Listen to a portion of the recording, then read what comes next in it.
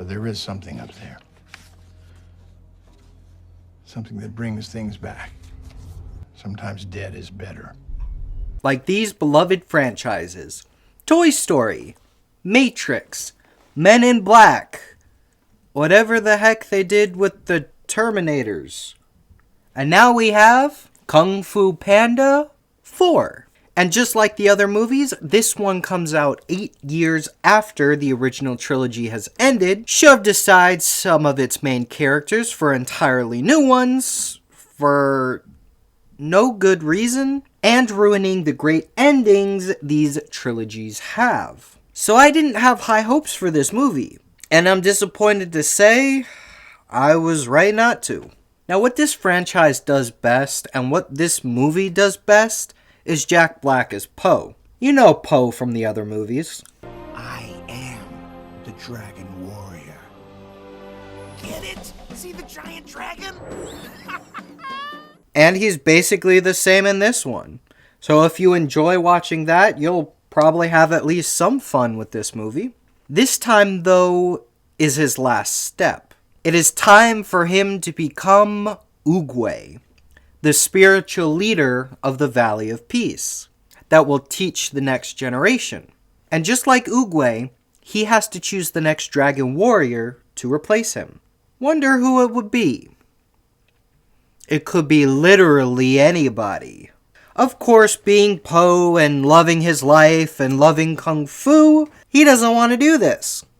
So when our foxy friend shows up, voiced by our favorite rapping bird, with news about a new evil villain called the Chameleon, he jumps at the chance to get out there to stop her instead of choosing the next Dragon Warrior. Meanwhile, his dads decide they are too worried about Poe to do anything but worry, so they decide to follow him to Juniper City to help as best they can. By doing absolutely nothing. Like, they wander around through this movie cracking jokes and making fun of things, and none of it ever really lands. Just like Mantis and Crane before them, they've become caricatures of their characters. Wings of disagreement. Whoa. Remember that time when they came together to help fight off the zombies? Or lend their chi? Those were good, adorable moments. Not like in this movie, though. The Chameleon herself is a lackluster villain. Like, at least Kai was intimidating and threatening and a one-man army. He couldn't really hold a candle to Tai Lung or Lord Shen, but still. The Chameleon spends all movie hiding in her palace doing nothing. And as for her motivations for becoming evil, she wanted to be a great kung fu master, but nobody would take her because she's so small and weak. Because apparently nobody's ever heard of Master Shifu or Master Mantis.